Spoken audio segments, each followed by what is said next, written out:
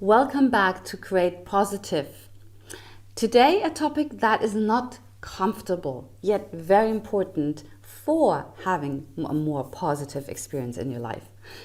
It's a topic about death and dying. Specifically, why do we, most of us, tiptoe so much around how to approach a bereaved person, how to handle dying in our community? I want to give you 3 reasons, or actually 4, why that is, so that you can reflect on those, and that will help you to find a way forward how to address it when somebody around you experiences a loss. Let's dive in.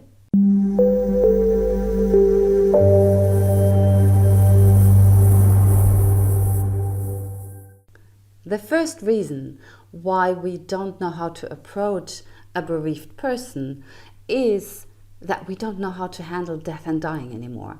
This is something we have outsourced these days in most communities to professional services, hospice care, hospitals, and so forth.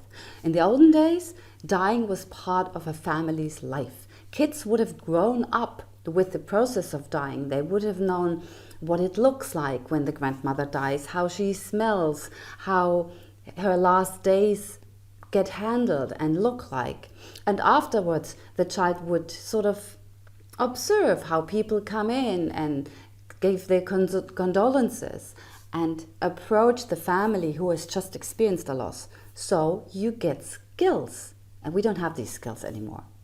The second reason, many of us don't use religious frameworks anymore.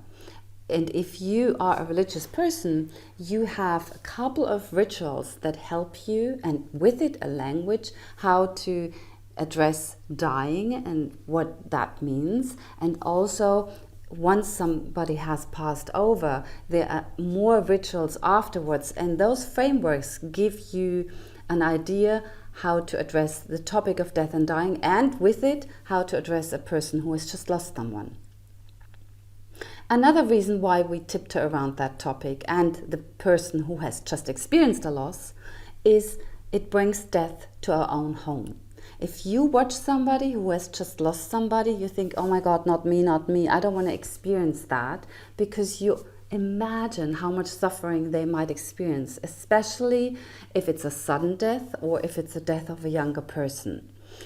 That is one of the hardest experiences we can ever imagine, and we don't want to face that suffering ourselves, so we try to avoid it in watching others going through it. I gave you now 3 reasons why you might be hesitating how to best approach a person who has just experienced a loss. I think it's important to acknowledge that first and not to push it away and blame yourself for being unable to handle it.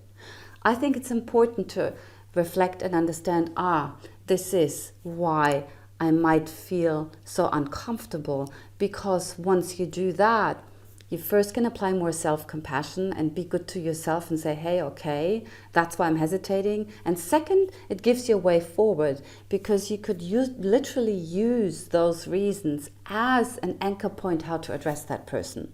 Simply, for example, by saying, I'm at a loss for words. I'm trying to imagine what you're going through and I can't. I'm so sorry. There we go. That's a way in to approach a person. But there's another video on that, specifically what you could say and what you shouldn't say. I hope that helped you to get closer to this topic. It is a very important topic for well-being and for being positive in your life, not to negate the end of life. Thank you so much for staying tuned in, subscribed, become part of this community. I would love that. See you.